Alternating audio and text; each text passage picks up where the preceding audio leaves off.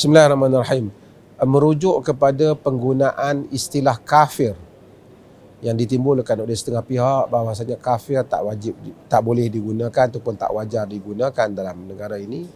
Saya rasa ada pendekatan yang mungkin sebahagian mereka sebut kurang tepat. Istilah kafir itu hendaklah dirujuk kepada konteks apa digunakan.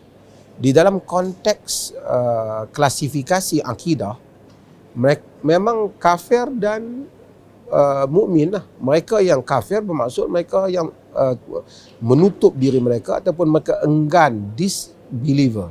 Mereka yang tidak mempercayai, disbelief, mereka yang tak percaya tentang ajaran tertentu. Dalam konteks Islam, mereka ialah orang yang tak percaya ataupun engkar ataupun menolak ajaran Islam. Mereka kafir. Bukan kerana soal macam Muslim itu kafir dibandingkan ajaran Kristian yang Kristian ajar, ataupun kafir kepada ajaran Buddha, ataupun kafir pada ajaran Hindu. Orang lain kafir kepada ajaran Islam apabila mereka menolak akidah Islam. Dalam konteks akidah mereka kafir. Dan orang yang menyatakan tak boleh menggunakan perkataan kafir dalam konteks akidah silap. Tetapi dalam konteks berurusan sebagai rakyat, kita taklah panggil ni rakyat ni kafir. Taklah semesti begitu. Kerana Nabi dalam hadis, Nabi menyebut, hadis riwayat Abu Daud, Nabi menyebut bahawasanya man adza dhimmiyan, atau dalam riwayat man adza man zalama muahidan atau kallafahu fawqa taqatihi atau akhadha minhu min ghairi syai'an min ghairi tibi nafsihi fa ana hajijuhu yaumal qiyamah.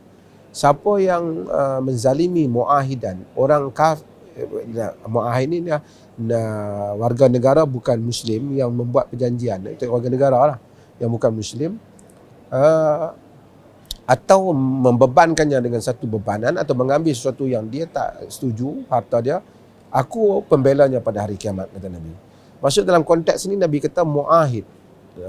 Jadi dia adalah orang yang membuat perjanjian dalam konteks ini. So di dalam perjanjian Dustur Madinah itu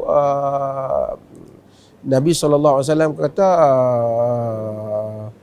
wali Yahudi Bani Auf kada wa kada. Bagi Yahudi Bani Auf, wali Yahudu dinuhum walil muslimin dinuhum. Bagi orang Yahudi itu agama mereka, bagi orang Islam agama. Bagi Nabi guna Yahudi, tak gunakan orang kafir dalam konteks itu.